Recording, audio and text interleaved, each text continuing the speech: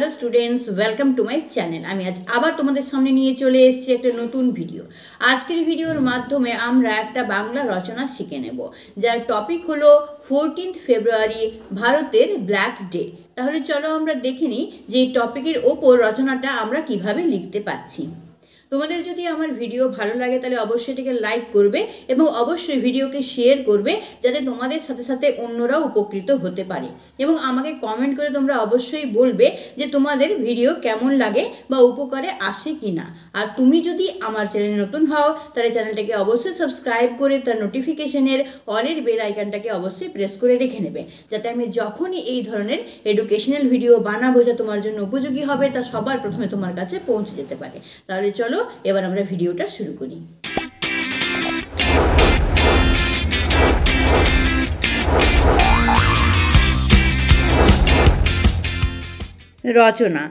রচনা লেখার সঠিক পদ্ধতি কী বা কোন ফরম্যাট ফলো করে রচনা লিখলে তা সঠিক হয় সেই সম্পর্কে একটা ভিডিও আমি আমার চ্যানেলে অলরেডি আপলোড করে রেখে দিয়েছি। তোমরা এই ভিডিওটা দেখার আগে যদি সেই ভিডিওটা একবার দেখে নিতে পারো তাহলে তোমাদের কনসেপ্টটা পুরোপুরি ক্লিয়ার হয়ে যাবে যে কোন পদ্ধতিতে বা কোন ফরম্যাট ফলো করে রচনা লিখলে তা সঠিক হয়, এবং যার ফলে তোমরা এক্সামে ভালোভাবে রচনা লিখতে পারবে এবং ভালো মার্কস পেতে পারবে। তাই আমি তোমাদেরকে অনুরোধ করব যে তোমরা আমার চ্যানেলে গিয়ে সেই ভিডিওটা একবার দেখে নিও। তাহলে চলো আমরা আজকে দেখে নিই যে আজকের টপিকের ওপর রচনাটা আমরা কিভাবে লিখতে পারছি। আমাদের আজকের রচনার টপিক হলো ভারতের ব্ল্যাক ডে, 14 ফেব্রুয়ারি। 14ই ফেব্রুয়ারি ভারতের ব্ল্যাক ডে। রচনা লেখার নিয়ম অনুযায়ী সবার প্রথমে আমরা এখানে ভূমিকা দিয়ে রচনাটা শুরু করব। তোমরা চাইলে কিন্তু এখানে ভূমিকার জায়গায় সূচনা লিখেও শুরু করতে পারো। 14ই ফেব্রুয়ারি দিনটি ভারতের ইতিহাসে ব্ল্যাক ডে বা কালো দিন হিসেবে ঘোষিত। এই দিনই পুলওয়ামা হামলায় দেশের 40 জন সাহসী জওয়ান শহীদ হয়েছিলেন। পরের পয়েন্টটা হলো ঘটনার বিবরণ। 2019 সালের 14ই ফেব্রুয়ারি জম্মু শ্রীনগর রাষ্ট্রীয় রাজপথের সামনে প্রায় 2500 জওয়ানদের নিয়ে 78টি বাসে করে সিআরপিএফ কনভয় যাচ্ছিল। রাস্তায় আমযাত্রী প্রায় খুব বেশি ছিল না। সিআরপিএফের কনভয় প্রায় পুলওয়ামা পৌঁছে গেছে। ঠিক সেই সময় রাস্তার অন্য প্রান্ত থেকে আসা একটি কার জওয়ানদের বাহনে ধাক্কা মারে এবং সাথে সাথে তাতে বড় একটা বিস্ফোট হয়। এই ঘাতক হামলায় সিআরপিএফের 40 জন বাহাদুর জওয়ান শহীদ হয়ে যায়। বিস্ফোটটি এত ভয়ঙ্কর ছিল যে কিছু সময় পর্যন্ত সব কিছু ধোঁয়া ধোঁয়া হয়ে গেছিল। যেই ধোঁয়া সরে গেল সেখানকার দৃশ্য এতটাই ভয়াবহ ছিল যে তা দেখে পুরো দেশ কেঁদে ফেলেছিল। সেই দিন পুলওয়ামায় জম্মু কাশ্মীর রাজপথে জওয়ানদের মৃতদেহ এদিক সেদিক ছিটকে পড়েছিল। চারিদিকে রক্ত আর রক্ত এবং জওয়ানদের শরীরের টুকরো দেখা যাচ্ছিল। জওয়ানরা নিজেদের সাথীদের খুঁজতে লেগে পড়ল। সেনা বাঁচানোর অভিযান শুরু হলো।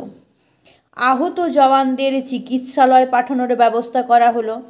ঘটনাটির পর পুরো দেশ হাহাকার করছিল। পরের পয়েন্টটা হলো জ্যাস এর নিশানায় ছিল 2500 জওয়ানদের কনভয় জম্মুস্থিত চেনানি রামা ট্রানজিট ক্যাম্প থেকে শ্রীনগরের উদ্দেশ্যে রওনা হয়। জওয়ানদের সেই দিন সূর্য ডোবার আগে শ্রীনগরের বক্সি স্টেডিয়াম স্থিত ট্রানজিট ক্যাম্পে পৌঁছানোর কথা। এই যাত্রাটি প্রায় 320 কিলোমিটার লম্বা ছিল এবং জওয়ানরা ভোর 3:30 সময় থেকে যাত্রা শুরু করেছিল। 78টি বাসে করে 2500 জওয়ানকে নিয়ে কনভয় জম্মু থেকে রওনা হয়। কিন্তু পুলওয়ামাতেই জ্যাস এর হামলাকারীরা জওয়ানদের নিশানা বানিয়ে নেয়, যাতে বহু জওয়ান শহীদ হয়ে যায়। জওয়ানদের এই কাফিলায় অনেক জওয়ান ছুটি শেষ করে ডিউটি জয়েন করেছিল।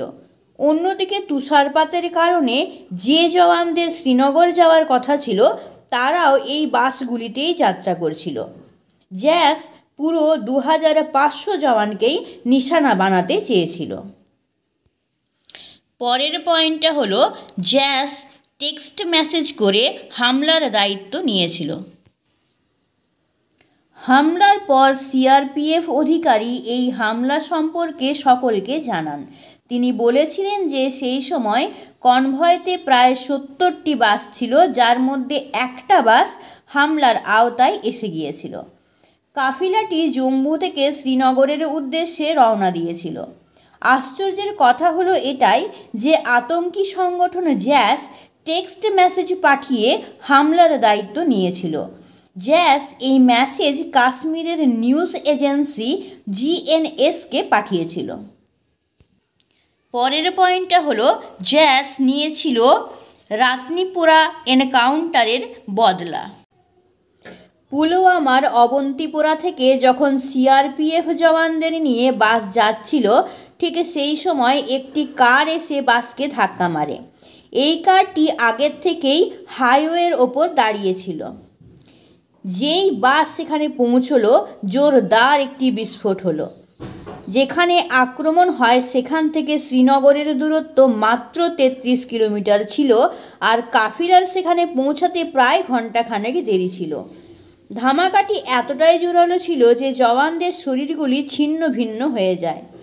এই হামলাটিকে জ্যাসের তরফ থেকে নেওয়া বদলা বলে ধরা হয়। হামলার 2 দিন পূর্বে পুলওয়ামার রান্তিপোরা এলাকায় হওয়া এনকাউন্টারে সুরক্ষা বলরা জ্যাসের একজন আতঙ্কবাদীকে মেরে ফেলেছিল। পরের পয়েন্টটা হলো হামলার জবাবে ভারত কী করে। পুলওয়ামা হামলা পুরো ভারত জুড়ে ক্ষোভ ও দুঃখের ঢেউ তুলেছিল। লোকেরা শোকাহত পরিবারের সাথে সংহতি স্থাপন করে নিহত সৈন্যদের বিচার দাবি করেছিল। প্রধানমন্ত্রী নরেন্দ্র মোদী এই হামলার নিন্দা করে আশ্বস্ত করেন যে অপরাধীরা শাস্তি পাবে। নিরাপত্তা বাহিনীকে সন্ত্রাসী ও তাদের সমর্থকদের বিরুদ্ধে যে কোনো ব্যবস্থা নেওয়ার স্বাধীনতা দেওয়া হয়। বিদেশ মন্ত্রক এই হামলার জন্য পাকিস্তানকে দায়ী করে এবং জেএম ও তার নেতা মাসুদ আজহারের বিরুদ্ধে অবিলম্বে ব্যবস্থা নেওয়ার দাবি করে। ভারত পাকিস্তানের মোস্ট ফেভারিট নেশন হিসেবে মর্যাদা প্রত্যাহার করে এবং পাকিস্তানি পণ্যের উপর শুল্ক 200% বৃদ্ধি করে। ভারতে বিভিন্ন দেশ ও সংস্থার সমর্থন পেয়েছে, যেমন মার্কিন যুক্তরাষ্ট্র, ফ্রান্স, রাশিয়া, চীন, জাতিসংঘ ও ইউরোপীয় ইউনিয়ন। পরের পয়েন্টটা হলো ভারত নিল হামলার প্রতিশোধ। 26শে ফেব্রুয়ারি 2019 সালে ভারত পাকিস্তানে জেএমের কেন্দ্রস্থলে আঘাত করার জন্য অপারেশন বন্দর নামে একটি পাল্টা আক্রমণ শুরু করে। একটি প্রাকভোরে ভারতীয় বিমান বাহিনীর 12টি মিরাজ 2000 যুদ্ধবিমান নিয়ন্ত্রণ রেখা অতিক্রম করে পাকিস্তানের খাইবার পাখতুনখোয়া প্রদেশের একটি শহর বালাকোটে জেএম ক্যাম্পে ইসরায়েলের তৈরি স্মার্ট বোমা ফেলে। সেই সময় শত শত জঙ্গি সেখানে উপস্থিত ছিল। ভারত দাবি করেছে যে তারা শিবিরে উল্লেখযোগ্য ক্ষয়ক্ষতি ও হতাহতের ঘটনা ঘটিয়েছে, যদিও পাকিস্তান তা অস্বীকার করেছে। এবার আমরা চলে আসলাম উপসংহার অংশে। পুলওয়ামা হামলা এবং পরবর্তী ঘটনা ভারত ও পাকিস্তানের সম্পর্কের পাশাপাশি এই অঞ্চলের নিরাপত্তা ও স্থিতিশীলতার উপর স্থায়ী প্রভাব ফেলেছে। আক্রমণ এবং ঘটনাগুলি উভয় দেশ এবং আন্তর্জাতিক সম্প্রদায়ের জন্য বেশ কয়েকটি চ্যালেঞ্জ ও সুযোগ তৈরি করেছে, যেগুলি সহিংসতা প্রতিরোধ এবং শান্তি ও সহযোগিতার প্রচারের জন্য অন্বেষণ করা প্রয়োজন। তাহলে দেখলে কি সুন্দরভাবে আমরা এই টপিকের ওপর একটা বাংলা রচনা তৈরি করে নিতে পারলাম। তোমরাও কিন্তু ঠিক এইভাবেই লেখার চেষ্টা করবে এবং যেভাবে আমি পয়েন্টগুলো দেখিয়ে দিয়েছি এবং যেভাবে ভেতরের পোর্শনগুলোকে আমি লিখে দিয়েছি ঠিক এইভাবেই লেখার চেষ্টা করবে, তাহলে দেখবে তোমরা এক্সামে ভালো মার্কস পেতে পারবে। তাহলে আজকের ভিডিওটা আমি এখানেই শেষ করছি। পরের ভিডিওতে নতুন কোনো টপিক নিয়ে আবার তোমাদের সামনে হাজির হচ্ছি। ততক্ষণের জন্য বাই, এবং ভিডিওটা দেখার জন্য তোমাদের অসংখ্য ধন্যবাদ।